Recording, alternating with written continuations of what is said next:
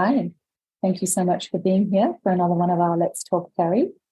The Holland Clinic Academy presents to gorgeous women wanting to discover the magic of perimenopause. Thank you so much for being here. I'd like to begin by acknowledging the traditional owners of the land on which we meet today, the people of the Kulin Nation, and pay my respects to elders past and present. Of course, as this is a webinar, the medical disclaimer stands. This is for informational and educational purposes only. Topics for today: the vital connection between sleep and weight management, sleep and weight loss in perimenopause, and the power of supplements and lifestyle changes. My name is Dr. Holland. I'm the founder and director and principal practitioner at the Holland Clinic in Melbourne, Australia. If you haven't met me yet, I'm absolutely delighted to have you here this evening. We really do welcome all of your questions, so please feel free to pop them in the chat, and I will try to get to all of them. The vital connection between sleep and weight management. Now, I'm sure we've all at this point in time in our lives, if you are perimenopausal, have had a bad night's sleep. There are so many different reasons for this, and we'll go into only a couple, but this is an extremely complicated topic. And also, I'd like to pose a question for you. Have you noticed that when you're not sleeping very well, the next day your cravings increase? The vital connection between sleep and weight management. Quality sleep is absolutely crucial for weight loss and management, especially for perimenopausal women. Sleep deprivation can decrease levels of leptin, the hormone that signals fullness. So ghrelin is that hormone that makes you pick up that fork and start to eat. And leptin is that beautiful hormone that needs to be beautifully balanced with ghrelin that says to you, no, I think I've had enough. I don't need to finish my meal. When your leptin and your ghrelin are out of balance, you never truly get that beautiful feeling of being satiated or that's enough. So that's when we can quite often use those drug-like foods to overeat and to medicate with food in an unbeneficial way for our biochemistry. So sleep deprivation can decrease that sensitivity. So those levels of leptin hormones that signal that fullness and the increase, and of course the sleep deprivation increases the hormone ghrelin, which signals hunger. So it makes us want to eat more.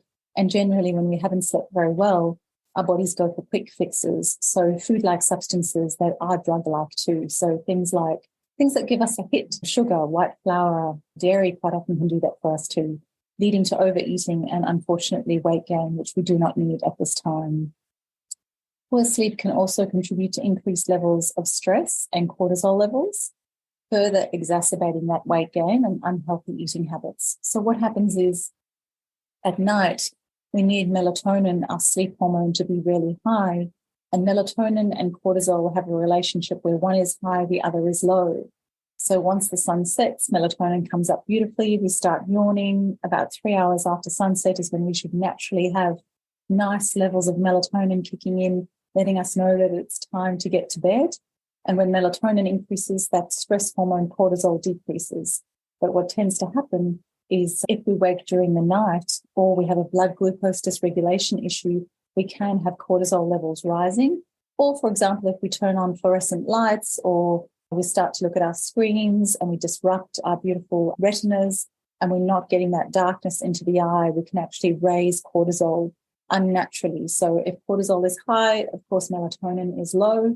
So we're unable to sleep or stay asleep throughout the night. And keeping in mind, blood glucose has got something to do with this as well. Really important to make sure that you get enough fat and enough protein in that dinner meal so that it keeps you asleep all night long. Not to mention the fact that we quite often have to start with a protein first thing in the morning too in perimenopause because we're more susceptible to insulin resistance. So yes, poor sleep can also contribute to increased stress and cortisol levels, further exacerbating the weight gain and unhealthy eating habits. Good sleep hygiene practices, such as setting a consistent sleep schedule or creating a relaxing bedtime routine and ensuring a comfortable sleep environment, can significantly improve the quality and the quantity of your sleep. Please make sure that your bedroom is an absolute sanctuary. Clutter, make sure that you're sleeping on natural fibers, you've got natural fabrics, the room isn't hot, it's nice and cool, and try to make sure it's as dark as possible. Some of the research actually talks about the fact that when we hold our hands in front of our faces, and our eyes are closed, we shouldn't necessarily be able to see them. So the room needs to actually be that dark to ensure that melatonin levels are at their best. And of course, cortisol is low. But keep in mind that this sort of sleep management, cortisol and melatonin piece is very closely related to the weight, the increase in weight, because if we have high cortisol levels, the message or the biochemical message that is sending to your body is that you're in a war zone. And your old-fashioned biochemical body knows that when you're in a war zone, famine could potentially be an issue. So it starts to store absolutely everything that you put in your mouth. So what I'm trying to say in simple terms is that the message that you need to send to your body is, I am at peace, all is well in the world, and I have a nutrient-dense, rich blood supply. So during perimenopause is not the time to deprive yourself of calories. This is the time to eat. Make sure that you have a nutrient-dense, rich blood supply. Make sure that you're following the natural rhythms of cortisol and melatonin and ensuring you get to bed in a nice dark room. You're not getting that blue light into your eyes, and you're not using a screen too close to bedtime. All right. Hope this is making sense. Foods that naturally boost melatonin levels. I absolutely love tart cherries. Bioceuticals actually make an incredible product. Not that I have any affiliation with them, but they have an Ultra Muscles Night. It's a magnesium night product that actually has tart cherry in it, because tart cherry naturally contains melatonin. So that really helps us reset our melatonin and our cortisol levels. Nuts, fatty fish are incredible too. The smash fish, incredible for our brains during perimenopause. Those beautiful omega-3s can also help regulate sleep and wakefulness. Poor sleep can lead to an imbalance of hormonal levels and insulin resistance and other health issues too. So insulin resistance is a huge issue when cortisol is high and you're not getting a good night's sleep. And insulin resistance makes sure that we are in a fat store as opposed to a fat burn state. So it has a twofold effect. Unfortunately, it helps us increase our weight. And for most of us, that isn't the issue. We don't necessarily want to be increasing our weight during this time. And also, we're not able to access those energy stores or that energy from our food. So quite often we have an energy crisis in perimenopause, and we're putting on the weight as well due to that insulin resistance. So yeah, like I said, officially we're then in a fat store as opposed to a fat burn state. At the Holland Clinic in my protocol, the Peri Power Plan, I teach women through my keto cuppers how to get themselves into a fat burn state first thing in the morning, so that you can get that energy level straight to the brain and you can start burning fat as opposed to storing it. So adopting a healthy eating habits on days following bad sleep can also counteract negative effects. Like I said before, quite often when we've had a bad night's sleep, the next day cravings increase because our energy levels are lower. And when we have these sorts of cravings, they're not necessarily for 3 cups of green leafy veg. They're generally for those drug-like food substances that give us the quick hits, that then again exacerbate this fat store state, but also push us into insulin resistance or metabolic syndrome, which is definitely not what we want. Good sleep hygiene can improve cognitive function and memory consolidation. So they've actually shown in clinical trials that if our lymphatic system, which is the cleaning system in our brain, gets enough sleep overnight, it can do all of that repair and all of that clean out, and it helps us to consolidate those memories. So it's easier for us to remember the things that we have learned, or to remember important things in the family dynamic as well. When you just go, oh, I can't remember that you told me that, or, oh, yeah, maybe you told me, I've just got no idea. You know that your lymphatic system is not working as well as it should be. Research studies support the link between sleep and weight management, most definitely. So getting enough quality sleep can help regulate cortisol levels, the stress hormone, and reduce stress, of course, contributing to healthier eating habits and weight management.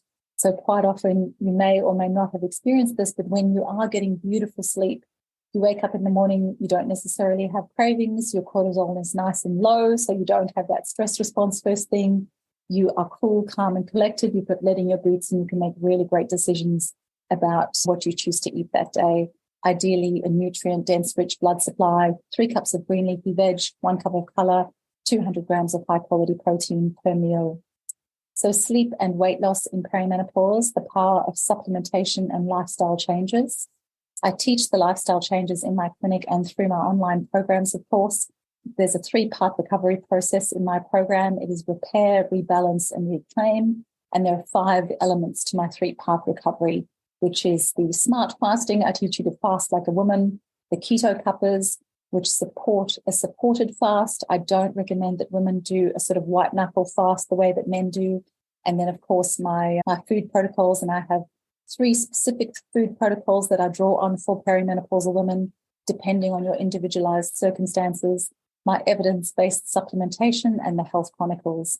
And then there's actually a little sneaky number 6, and that is I really do encourage you to move in a way that you love. So find movement that you adore and make sure that you're doing that on a regular basis.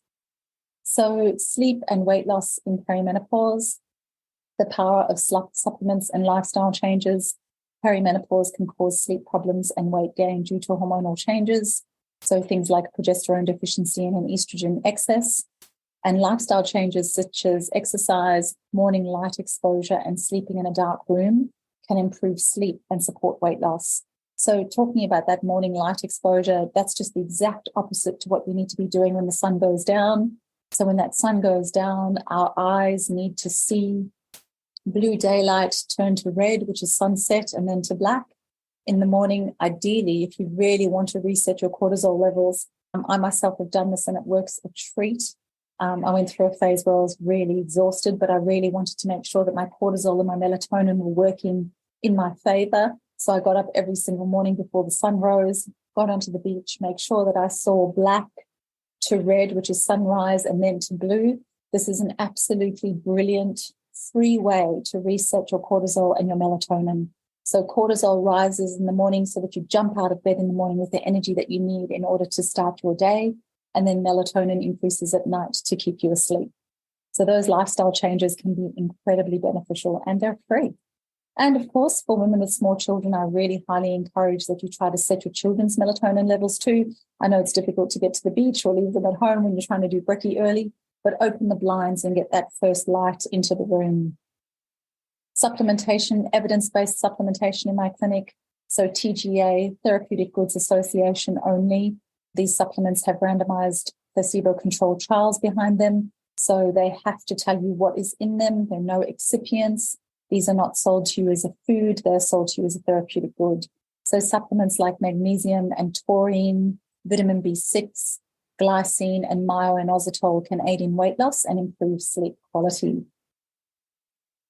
Magnesium regulates metabolism, improves insulin resistance and inflammation, and regulates cortisol levels. Mag Optima Relax is one of the magnesiums that I use in my clinic. I use about 3 or 4 different kinds of magnesium. And Mag Optima Relax is one of the magnesiums that I use first because it has a huge gut healing component as well. Taurine regulates glucose and insulin levels, improves lipid metabolism, and has an anti-inflammatory property, which is absolutely what we need in perimenopause. There has never been a time in our lives where we have been more inflamed with less energy. So anti-inflammatory is the way to go. We need to support an anti-inflammatory diet, of course, as well.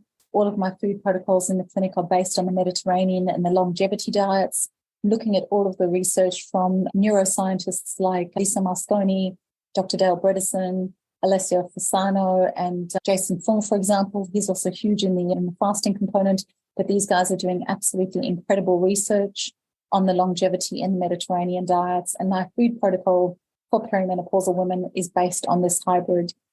Active vitamin B6 aids in the metabolism of carbohydrates and proteins and regulates appetite, mood, and reduces inflammation. Glycine promotes relaxation, improves insulin sensitivity, and reduces markers of inflammation. Again, so important. And myo-inositol is one of my favorite supplements on the planet to reduce metabolic syndrome or insulin resistance in perimenopausal women, but it has the added benefit of improving sleep and ovulation. Sometimes when we're having anovulatory cycles, it can be really disconcerting in perimenopause, and myo-inositol can definitely help with this, particularly for women with polycystic ovarian syndrome, for example. But of course, please, it's so important to consult with myself or another healthcare practitioner before starting any new supplement regime, especially if you have underlying health conditions or are taking medication. Research has been conducted on the effects of these supplements on weight loss and overall health. If you're interested in any of the research, please reach out. hello@thehollandclinic.com, and I'll be happy to provide you with the research. I'm an absolute nerd when it comes to research. Thank you again so much for always being here with me on my Let's Talk Peri chats. And I just wanted to mention to you that I now have a VIP waiting room, which I'm calling my green room. So rescuing you from the roller coaster of perimenopause, our Vitality Green Room. Now, it's $47 to join our green room. And what I'm going to talk you through now is everything that you get access to once you join our green room. You get the phase 1 blood tests that are recommended by me in order to double check and see where you're at and see where you need to go next with regards to your health in perimenopause. Mindset transformation to empower lasting changes and vitality. A pantry clean out, kitchen preparation, and a bonus shopping list so that you can eat in this beautiful anti-inflammatory way. I give you a beautiful shopping list with ideal foods, reasonable foods, and sometimes foods for perimenopause, mindful eating, evaluating true hunger, emotions, and fatigue. So we look at, why am I eating? Am I truly hungry, or am I lonely? Am I angry? Am I tired? Am I other? Embracing joyful and fulfilling movement, as I said before. Exploring the benefits of apple cider vinegar and food ordering. I have 2 incredible hacks. They're both completely free, except for the fact that you need to buy apple cider vinegar. And I think you can get apple cider vinegar from Coles for $2. This is significant when it comes to insulin resistance and metabolic syndrome and weight loss in perimenopause. And I have a beautiful workbook for self-reflection and goal clarity. I help you set your goals in perimenopause and beyond. Resources on emotional eating, including slides and homework for you. Questionnaires and quizzes for self-awareness and transformation so that you can actually start to look at where it is you need the most support. Tailored supplements for the repair phase, which is the first part of my 3-part recovery process, and a little initial consultation form to fill out so that I can approve you for the supplementation, if that's something that you'd like to look into. An opportunity to order the keto bundle alongside our ketogenic beverages or keto cuppers. Our keto cuppers is a supported breakfast cuppa, which helps you to extend your fast through something called fasting mimicking. So basically, you're still accessing all of the benefits of fasting, but you're actually telling your body that you're having breakfast so that it keeps the stress hormone cortisol low and supports your adrenals, which is imperative in perimenopause. My Flourish and Nourish meal plan for nourishing the body to get you started, and tracking your progress through measurements. I teach you how to do the hip-waist ratio to help you have a look to see where you're at. Metabolic syndrome and insulin resistance and metabolic diseases are rife at the moment, and particularly, unfortunately, women in perimenopause are experiencing more of the metabolic diseases than men are, and I'd like to stop this and certainly turn this around. It is my aim to create a beautiful, vital, transitioning group of women. So please help me do this. A supportive and empowering environment for your transformation, and of course, my health chronicles, which are my lifestyle and food diaries, so that you can start to track what it is you do and what really works for you. So with these VIP green room inclusions, we aim to create a supportive and empowering environment for your transformation. Your journey starts here, and together we'll achieve greatness. Our link is in our Instagram bio. So if you go to Instagram and you have a look at the link in the bio, you're able to join our beautiful green room. And of course, I'm always here for you. As I said before, I am the principal practitioner founder at the Holland Clinic in Melbourne, Australia. If you'd like to reach out, book a free clarity call with me if you'd like to see whether my clinic is appropriate for you or whether one of our online courses will work for you best. I have the repair, which is the first part of my 3-part recovery process online course starting the 25th of July. I'll have this information inside the green room for you. I hope you are extremely well. Thank you so much for being such great company this evening, and I look forward to seeing you next time. Thank you, and have a beautiful evening.